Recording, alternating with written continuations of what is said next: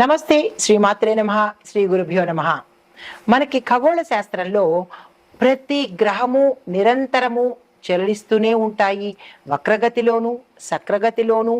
ఇలాగా ఈ గ్రహాల యొక్క స్థాన చలనాల వల్ల మనకి దేశానికి ద్వాదశ రాశుల వారికి అనగా మనుషులకు వారి వారి యొక్క ఫలితాలను అందిస్తూ ఉంటారు.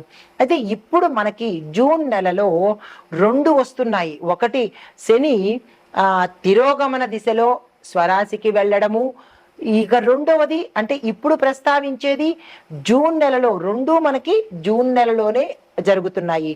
ఇప్పుడు మనకి గురుగ్రహము అస్తమించడం జరుగుతోంది. అయితే అతని వేగవంతమైన కదలికలు ఈ 12 రాశుల మీద దేశకాలమాన సామాజిక, రాజకీయ, ఆర్థిక, న్యాయపరమైన, వాతావరణపరమైన లేదా వ్యవసాయపరమైన పరిస్థితుల మీద ఎలాంటి ప్రభావాలు చూపిస్తున్నాయి, ఒక దేశం మీదే కాకుండా మేషాది ద్వాదశ రాశుల మీద ఎలాంటి ప్రభావాన్ని చూపిస్తున్నాయి అనే అంశంలో గురు అస్తమము మనకి జూన్ నెలలో ప్రారంభమవుతోంది. జూన్ నెలలో రెండు విశేషాలు జరుగుతున్నాయి. ఒకటి శని భగవానుడిది, ఇప్పుడు గురువుది. ఇప్పుడు మనం ప్రస్తావించుకునే అంశము గురు అస్తమ సమయము. అయితే ఈ గురు అస్తమ సమయం ఎప్పుడు జరుగుతోంది?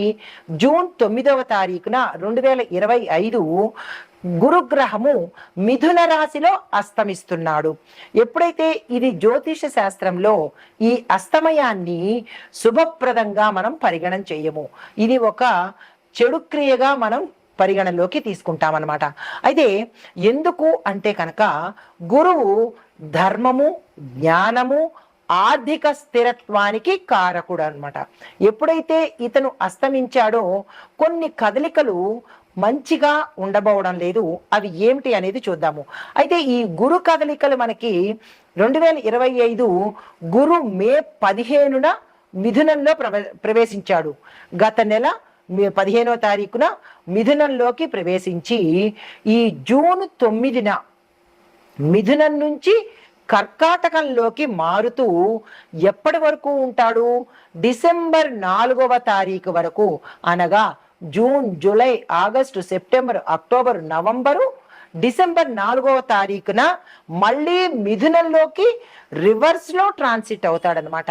ఇది చాలా విశేషమైన ట్రాన్సిషన్. ఇది ఎప్పుడు జరగనటువంటిది అనమాట, ఇన్ని నెలలు అనేది. అయితే ఈ కదలికలతో ఒక ఎత్తు అయితే కనుక ఇదే నెలలో అనగా జూన్ నెలలో 7వ తారీఖున శని తిరోగమనం చేస్తున్నాడు. ఎప్పుడైతే శని తిరోగమనం చేస్తున్నాడో అది దాని గురించిన ప్రస్తావన మనం తర్వాత చెప్పుకుందాము. అయితే ఆర్థిక వ్యవస్థ మీద, వ్యవసాయం మీద, ప్రభుత్వ విధానాల మీద ఈ ప్రభావం చూపిస్తుంది. ఇప్పుడు మనం ప్రస్తావించుకునే అంశం ఏంటంటే గురు అస్తమయ సమయము. ఈ గురు అస్తమయ సమయము మేషాది ద్వాదశ రాశుల వారికి ఎలాంటి ప్రభావాన్ని చూపిస్తోంది, వ్యక్తిగతంగాను లేదా ఆ రాశిలో ఉండే ప్రతి ఒక్కళ్ళకి ఎలాంటి శుభాశుభ ఫలితాలు ఉంటున్నాయి, పరిహారాలు ఎలా ఉంటున్నాయి, ఏమిటి చెయ్యాలి అనే అంశాలని మనం ఇప్పుడు చూడబోతున్నాం. ఇప్పుడు గురు అస్తమ సమయం మనకి జూన్ 9వ తారీఖు 2025న గురు మిథున రాశిలోకి అస్తమయం చెందుతున్నాడు. మిథున రాశిలో నుంచి కర్కాటకంలోకి ప్రవేశం చేస్తూ అస్తమయం కూడా జరిగే అవకాశం కనబడుతోంది. అయితే ఈ విశేషము మేషాది ద్వాదశ రాశుల వారికి ఎలా ఉండబోతోంది అంటే కనుక ఈ గురు అస్తమయం మనకి జూన్ 9వ తారీఖున జరగబోతోంది. ఈ ఫలితాలు ఎలా ఉండబోతున్నాయి అంటే దేశ కాలమాన సామాజిక, రాజకీయ, ఆర్థిక, న్యాయ, వ్యవసాయ, వాతావరణ పరిస్థితుల మీద ఎలాంటి ప్రభావాన్ని చూపిస్తోంది. ఇందాక మనకి ఇప్పుడు మేషరాశి వారికి అంటే ద్వాదశ రాశుల వారికి, మనుషులకే కాకుండా దేశాల్లో ఉండే పరిస్థితులకు కూడా ఈ యొక్క గ్రహాల ఫలితాలు ఉంటాయి అని చెప్పడానికి ముందుగా ఆర్థిక పరిస్థితి చూసుకున్నట్టయితే బ్యాంకింగ్ రంగంలో అస్థిరత ఏర్పడుతుంది. అంటే ఒక స్థిరమైన పాలసీస్ అనేవి ఉండవు. స్టాక్ మార్కెట్లో ఒడిదుడుకులు కనబడుతున్నాయి, అంటే ఫ్లక్చుయేషన్స్, ఒకసారి హై ఒకసారి లో, ఇలాంటివి కనబడుతున్నాయి, జాగ్రత్తలు తీసుకోవాలి. అయితే రాజకీయ పరంగా చూసుకున్నట్టయితే కనుక నాయకత్వాలలో మార్పులు రావడము, ప్రభుత్వ విధానాల్లో కూడా మార్పులు, అమెండ్మెంట్స్, చేంజెస్ కూడా కనబడుతున్నాయి.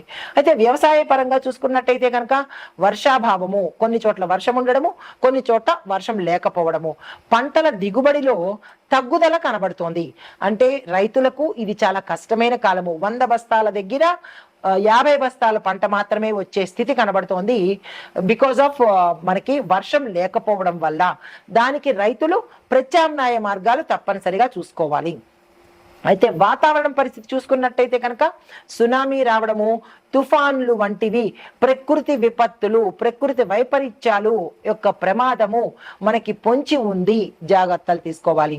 సామాజిక పరంగా చూసుకున్నట్టయితే ప్రజలందరూ కూడా మానసిక ఒత్తిడి, అశాంతికి గురవ్వడము, ఆరోగ్య సమస్యలు ఎక్కువగా ఉండే అవకాశాలు ఇక్కడ ప్రస్ఫుటంగా కనబడుతున్నాయి, జాగ్రత్తలు తీసుకోవాలి. అయితే సలహాలు ఏంటంటే సమస్యలు అయితే ఉన్నాయి, మరి దానికి సంబంధించిన ప్రత్యామ్నాయాలు ఏంటంటే ఆధ్యాత్మిక సాధన, ప్రతి ఒక్కళ్ళు ధ్యానము, యోగము, జపము, దైవ భక్తి పెంపొందించుకోవాలి.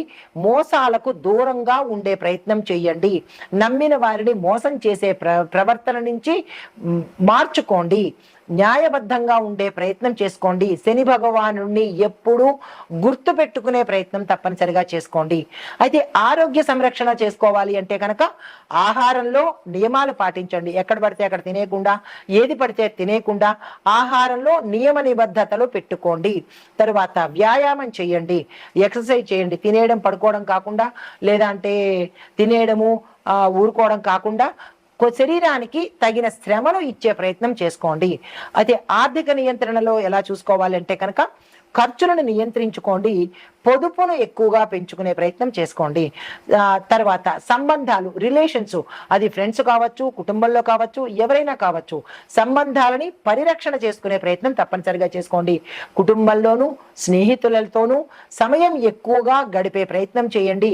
వారి మాటకు విలువ ఇచ్చే ప్రయత్నం తప్పనిసరిగా చేసుకోండి. తర్వాత ప్రయాణాల దగ్గరికి వచ్చేటప్పటికీ ఒక ప్లానింగ్ అనేది పెట్టుకోండి. ముందుగా ప్లాన్ చేసుకోండి.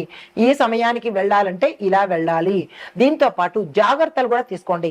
సపోజ్ మధ్యలో ఏదైనా ప్రమాదం జరిగితే ఏం చెయ్యాలి అనేది ప్లాన్ చేసుకోవడము, దానికి సంబంధించిన జాగ్రత్తలు తీసుకోవడము, ఇలా ప్రయాణాల పట్ల జాగ్రత్తలు కూడా తప్పనిసరిగా ప్లానింగు, జాగ్రత్తలు తీసుకోండి. ఇందాక చెప్పిన సమస్యలకు ఇప్పుడు పరిహారాలు, సలహాలు అన్నమాట ఇవి. వీటిని పాటించుకున్నట్టయితే ఈ సమయాన్ని, అంటే గురు అస్తమ సమయాన్ని మనము దీనికి సంబంధించిన పరిహారాలను పాటించుకున్నట్టయితే కొంత ఉపశమనం కలిగే అవకాశాలు ఎక్కువగా గోచరిస్తున్నాయి. ఇవన్నీ పాటించుకోండి, దైవధ్యానం పెంచుకోండి, పారదర్శకంగా ఉండండి. నమ్మిన వాళ్ళని మోసం చెయ్యడము అనే అలవాటు నుంచి మార్చుకునే ప్రయత్నం చేసుకోండి. నమ్మారు కదా అని మోసం చేసే ప్రయత్నాన్ని వదులుకొని శని భగవానుని ఎప్పుడూ గుర్తుపెట్టుకునే ప్రయత్నం చేసుకోండి. ఆయన ధర్మ పరిరక్షకుడు కాబట్టి, కర్మ ప్రదాత కాబట్టి, మీరు ఏ పని చేస్తారో అదే ఫలితాన్ని ఇస్తాడు. జాగ్రత్తగా మెలిగి అందరూ ఆ గ్రహాల యొక్క అందున ప్రత్యేకంగా శని భగవానుడిని, గురుగ్రహం యొక్క అనుగ్రహం పొందాలని కోరుకుంటూ తదుపరి రాశి వృశ్చిక రాశి. ఈ వృశ్చిక రాశి వారి యొక్క ప్రభావం ఎలా ఉందంటే వ్యవహారాలలో జాప్యము, లేట్ అయ్యే అవకాశం కనబడుతోంది. ఎందుకంటే శని ప్రభావం వల్ల శని భగవానుడు ఏ విషయాన్నైనా లేటుగా చేస్తాడు, మందగమనుడు కాబట్టి మీరు ఏ పనైనా త్వరగా కావాలి అంటే కనుక శని భగవానుడికి పూజ చేయించుకొని, అది మరీ ఇంపార్టెంట్ పని అయితే కనుక శని భగవానుడికి పూజ కానీ, దానం కానీ, జపం కానీ, లేదా అభిషేకం కానీ, ఇలాగా ఆ స్వామికి సంబంధించినటువంటి పరిహారం చేసుకుని దాన్ని మొదలుపెట్టినట్టయితే కనుక కొంత ఉపశమనం కలిగే అవకాశం కనబడుతోంది. అయితే ఆరోగ్య సమస్యలు చాలా చాలా చాలా ఎక్కువగా కనిపిస్తున్నాయి ఈ రాశిలో ఉండే వారికి. జాగ్రత్తలు తీసుకోండి, డాక్టర్ పర్యవేక్షణకు వెళ్ళండి, గమనించుకోండి. మీ విషయంలో కానీ, మీ ఇంట్లో పెద్దలు కానీ ఈ రాశిలో ఉంటే కనుక జాగ్రత్తలు తీసుకునే ప్రయత్నం తప్పనిసరిగా చేసుకోండి. వివాహం కోసం ప్రయత్నం చేసే వాళ్ళు కుటుంబ పరంగా చూసినట్టయితే కుటుంబంలో కొంత అశాంతి, అలజడి కనిపిస్తోంది. కొంతమందికి వివాహము కాని పరిస్థితి కూడా గోచరిస్తోంది. సంతాన పరంగా ఇబ్బందులు కొంతమందికి అయితే, సంతానం కలగకుండా కొంతమందికి ఇబ్బందులు కలిగే అవకాశం కనబడుతోంది.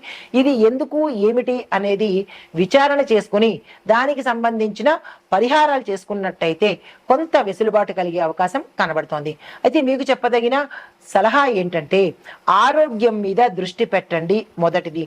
రెండవది, కుటుంబ సంబంధాల మీద అంటే రిలేషన్స్ మీద సంయమనం పాటించండి. అగ్రెసివ్ నేచరో, కోపంతోనో, యాటిట్యూడ్తోనో, ఇగోతోనో కుటుంబంలో వ్యవహరించకండి. అది బంధువులతో కావచ్చు, కుటుంబంలో కావచ్చు, మీ స్నేహితులతో కావచ్చు, మీరు పనిచేసే రంగంలోనైనా సరే, ఏ సంబంధ బాంధవ్యాల మీదనైనా, ఏ రిలేషన్ అయినా సరే కొంచెం సమన్వయం అంటే సమదృష్టిని పెట్టుకుని సమన్వయం కనుక పాటించినట్టయితే కొంత మంచి జరిగే అవకాశం కనబడుతోంది.